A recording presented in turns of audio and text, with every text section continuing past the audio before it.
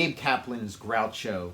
He's been part of the Total Recall show from time to time in his Groucho persona. He's one of our the cornerstones of the show. Yeah. He's one of our finest players. Yeah, part of the Total Recall show players is Gabe Kaplan. Like specifically Gabe Kaplan's Groucho. He was Mr. Kotter on Welcome Back, Kotter, and I think he created or co-created that show. It was like I think his act in his he was a stand-up comedian and now professional poker player.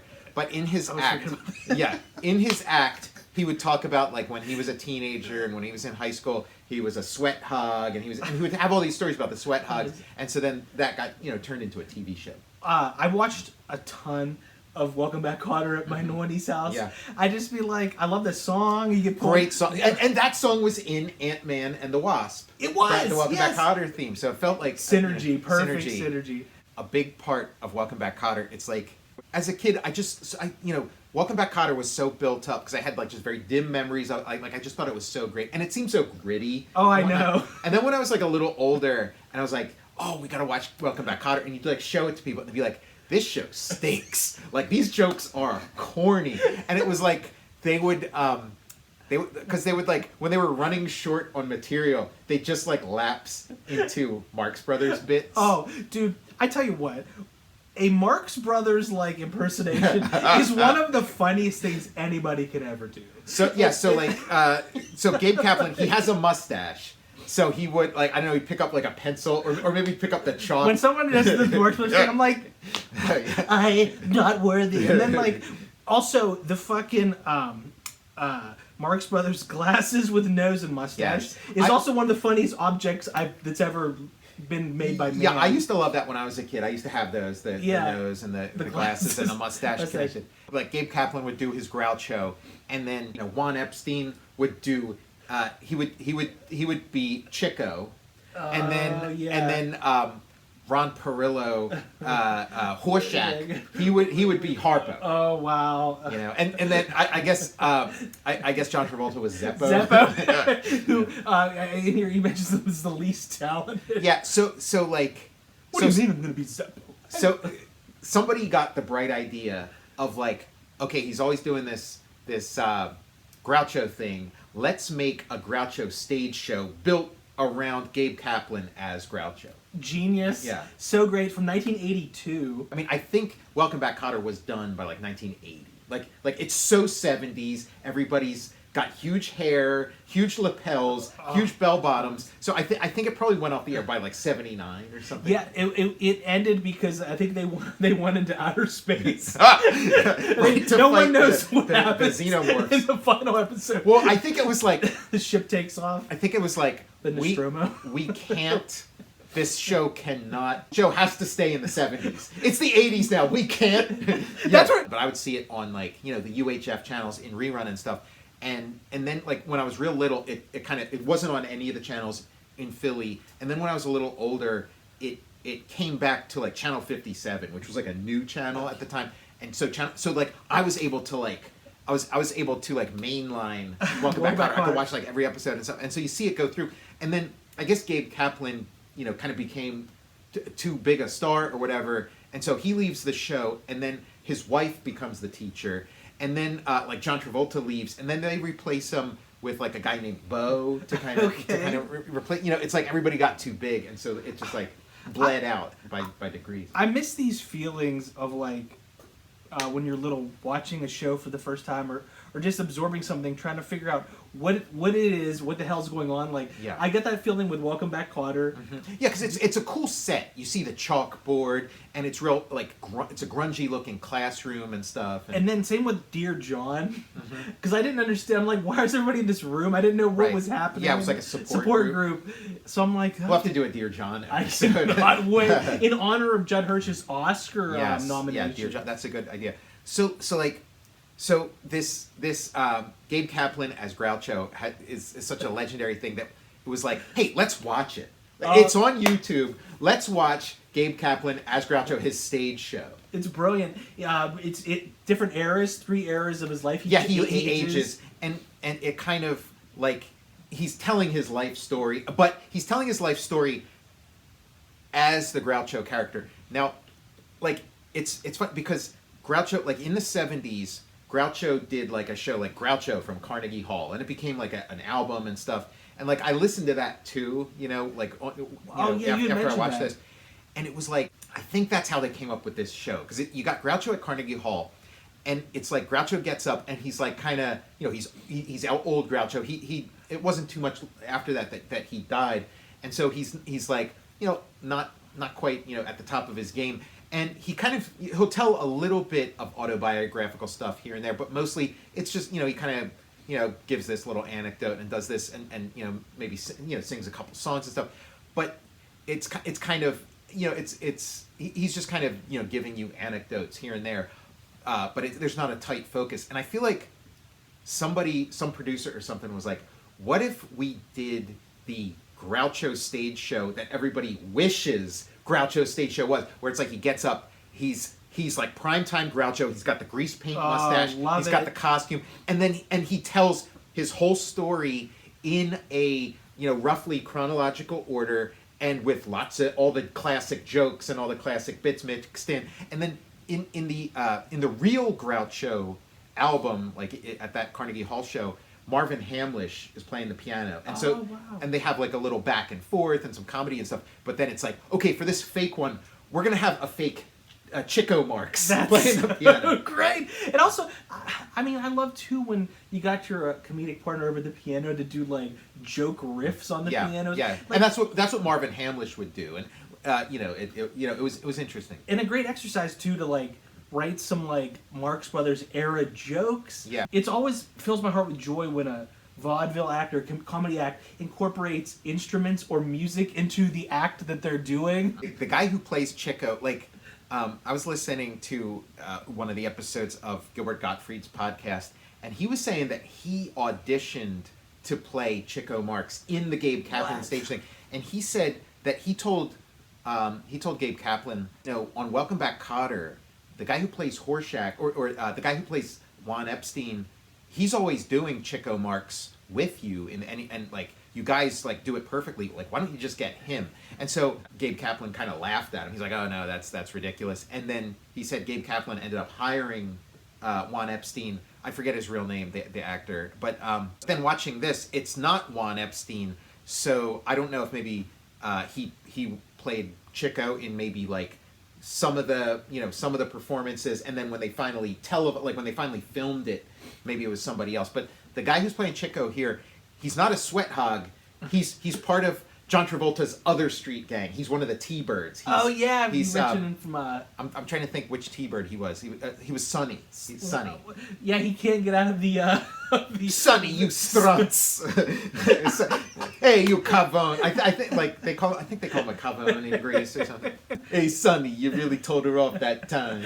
But I was kind of like, hey, like he looks familiar. And at first I thought, oh, they found a guy who can play the piano, or but no, it's like, yeah, they found a guy who's, not too far. Like you would almost think he was one of the sweat hogs. At the end, the last episode, the ship lands. Mm-hmm. They're like, "We've got a mission for you guys." They all march with their desks into the plane. Yeah. Horshack he's like, shows him cut a hose, and he cuts it again. And he's like, "That's my desktop wallpaper right there." It is good. Like this show is like really well written, and they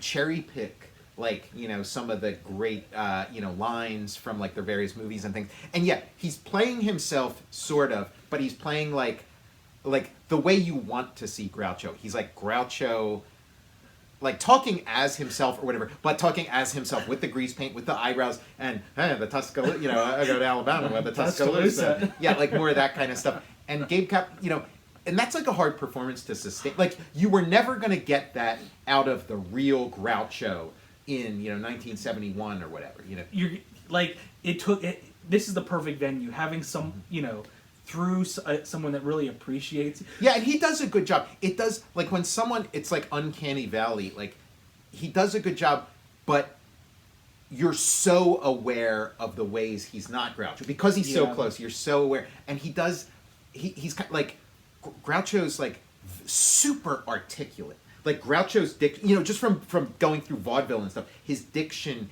is perfection. Immaculate. And Gabe Kaplan kind of mumbles the lines a little bit. He's not quite as sharp. That's a good observation on that. Like, because he like would trail off. Yeah.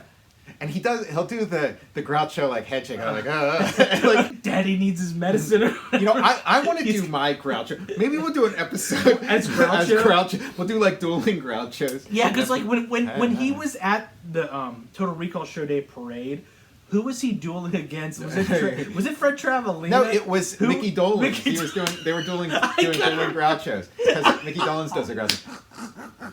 Gabe Kaplan's doing like his Groucho and his Beetle, like yeah. He's like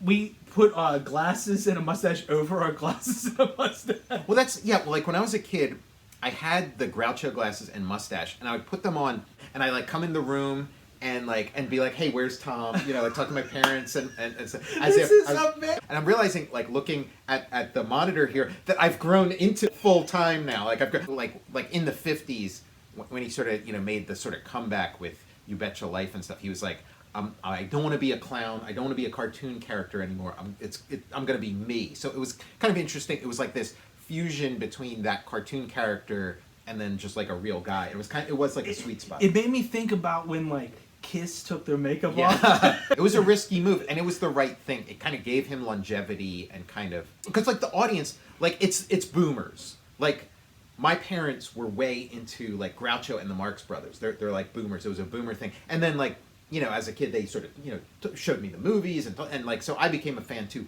But that was kind of like their thing. And so like the audience for this stuff is boomers, and they want the grease paint Groucho so bad, but they'll sort of settle for the real Groucho. But then it's like when it's Gabe Kaplan, it's like you better better do the grease paint Groucho.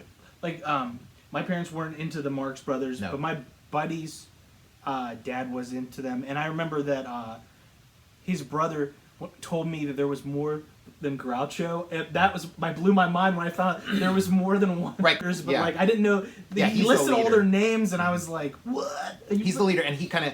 Yeah, he had like the longevity. Like there'd be like I Love Lucy episode with like Harpo in it or whatever. But yeah, Groucho was like the spokesperson. He was like the leader, and like their act evolved. Like it's interesting. Like I read one Groucho book. But it was interesting getting through the Gabe Kaplan show, getting this education into their career and like who they were, and that it was kind of like. They just tried everything. They were just kids like getting into vaudeville and stuff. So they were a boy band. They were like One Direction or something. And then they just sort of fell into comedy. And then they were doing like some professor routine where like the other brothers were like students and then he was the professor. So that's where like the mustache. And the glasses and the cap. Because some of the movies he'd have the cap on. Yeah, he used to do a real fake mustache. Yeah. But he was running late. And he tells that story. Like the real Groucho tells that story in like the Carnegie Hall performance. And then in this one, Gabe Kaplan doesn't tell that story. It's like kind of this slideshow that they have at intermission where they impart that. And so Groucho does age. So like for the first act, he's like grease paint Groucho telling his life story. And then it's interesting because like Stan Lee has like a little bit of Groucho in him too, and this would be like telling Stan Lee's story. This would be like I'll have to do after the book comes out. I'll have to do the Stan Lee stage show, or I could do a Stan Lee and Jack Kirby stage show where it's like the first act I'm Stan Lee and then the second act I'm Jack Kirby or something. I'm like playing the guitar off to the side. Yeah, but so then in the second act he ages. So we get all the other Grouchos in the second act, and then he becomes. Oh, I must be going. He becomes like. I got kind of checked up at the end. Yeah, they did a good job of like the comedy and then a little bit of pathos here and there. The Stan Lee one-man show. It's like Tom Atkins, the chief, like Rooney. Hello, I must be going. The thing of like the uncanny valley, when he's dancing like Groucho, it's like you also realize like Groucho was so good doing that dance, and again like the vaudevillians. They were like superhuman because they just it was such an unforgiving process. They'd get so many reps in that they were like super performers and stuff. So like you can like any subsequent generation can like not compare to those guys who were. It was almost like they were like performing at gunpoint and they just got like so good. So when he's doing the Groucho dance, not so crisp. But I'm also thinking like, you know, when Groucho's doing that dance in the movie, it's kind of got that like sped up. It does. You know, yeah. So he's kind of benefiting from that too. Somebody should have like sped the film up. We have to do the Total Recall stage show. Yeah, of course. I mean, that is going to be a definite thing because that's like these like YouTube shows and podcasts. They end up having like a stage show. They end up like, you know, that becomes part of the business model. So like you end up making appearances, and I think we are like more than prepared for like, you know, because this is kind of like a cabaret act. Yeah. And I think we could do like our Total Recall cabaret act with like a little bit of music, some jokes, some storytelling. I'm like, it's raining outside, but entertaining inside. The Total Recall stage show, like a dressing room mirror. So, yeah, right. There's always a dressing room mirror. Yes. Like, hello, I must be like he's got like little areas where he can go to kind of, you know, do a little bit of this and that. Yeah, he's putting on the old Groucho outfit. Oh, I must be going.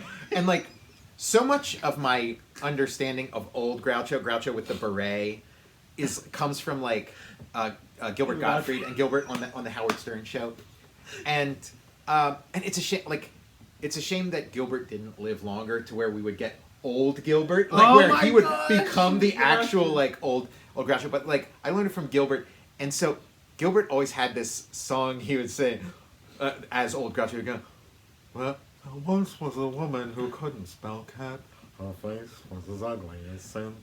And like, I'd always crack, and like, I would crack up just from like the Gilbert, like I never heard the real one, but then listening to the Groucho at Carnegie Hall, I'm hearing him, he actually does that song. I'm like, that's that song that... There once was a woman who couldn't spell cat. Her face was as ugly as sin. And when she went, and